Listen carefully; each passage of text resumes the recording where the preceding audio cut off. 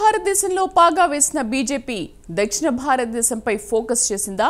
ఢిల్లీ పీఠం దక్కించుకోవడంతో next target తెలంగాణగా ప్రణాళికలు రచిస్తుందా? 2029 ఎన్నికల్లో కాషాయ జెండా ఎగురవేయడమే లక్ష్యంగా కమలనాథులు పావులు కదుపుతున్నారా?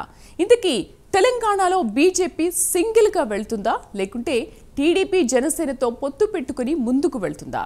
అసలు బీజేపీ వర్గాల్లో జరుగుతున్న చర్చ ఏంటి? Watch it.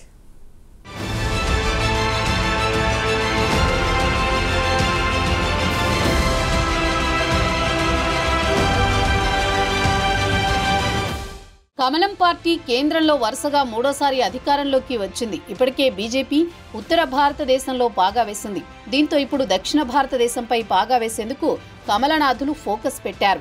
ఢిల్లీ అసెంబ్లీ ఎన్నికల్లో బీజేపీ గ్రాండ్ విక్టరీ సాధించిన తర్వాత నెక్స్ట్ టార్గెట్గా దక్షిణ భారతదేశంలోని తెలంగాణపై బీజేపీ అధిష్టానం స్పెషల్ ఫోకస్ పెట్టినట్టు తెలుస్తోంది. 2029లో వచ్చే ఎన్నికల్లో ఎలాగైనా సరే తెలంగాణలో అధికారం దక్కించుకోవాలని కమలనాథులు ప్రణాళికలు వేస్తున్నారట. గత అసెంబ్లీ ఎన్నికల్లో 8 మంది బీజేపీ ఎమ్మెల్యేలు విజయం సాధించారు.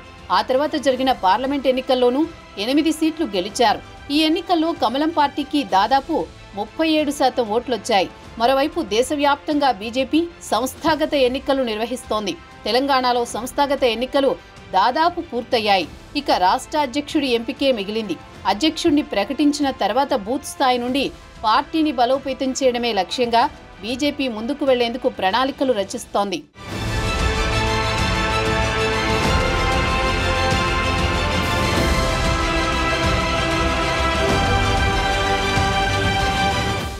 అయితే దక్షిణ భారతదేశంలో పాగా వేయాలనుకుంటున్న బీజేపీ అందుకు తగ్గట్టుగా ఇప్పటి నుంచే ప్రణాళికలు రచిస్తోంది. దక్షిణ భారతదేశంలో మొత్తం 7 రాష్ట్రాలున్నాయి.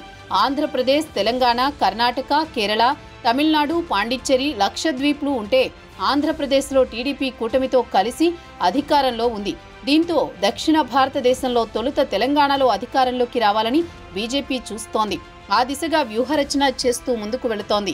ఇప్పటికే రాష్ట్రంలో రేవంత్ ప్రభుత్వంపై బీజేపీ నేతలు అటాక్ చేస్తూనే పోరాటాలు చేస్తున్నారు. ఓవైపు కిషన్ రెడ్డి, బండి సంజయ్, మరోవైపు ఈటెల రాజేందర్, ధర్మపురి అరవింద్ పోరాటం చేస్తున్నారు. హైదరాబాద్లో హైడ్రా, మూసీ కూల్చివేతల్ని తీవ్రంగా వ్యతిరేకిస్తున్నారు. మరోవైపు 6 గ్యారంటీల విషయంలోనూ కాంగ్రెస్ సర్కార్ తీరును ఎప్పటికప్పుడు ఎండగడుతున్నారు. ఇదే ఊపును కంటిన్యూ చేయాలని పార్టీ పెద్దలు సైతం వీరికి డైరెక్షన్ ఇచ్చినట్లు తెలుస్తోంది.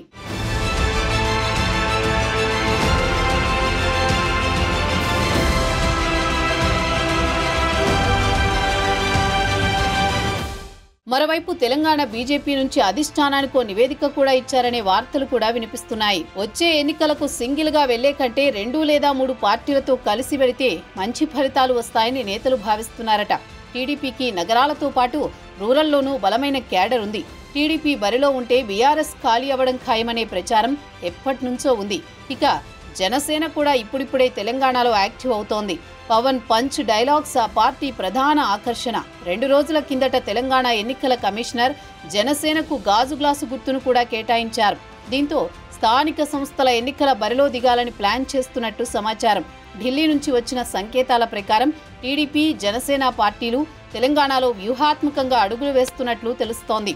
2014 ఎన్నికల్లో ఈ 3 పార్టీలు కలిసి పోటీ చేశాయి.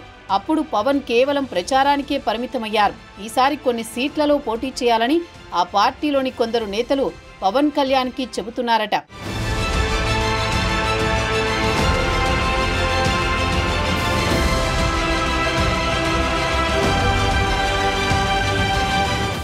మరోవైపు త్వరలోని రాష్ట్రంలో ఎమ్మెల్సీ, స్థానిక సంస్థల ఎన్నికలు రాబోతున్నాయి.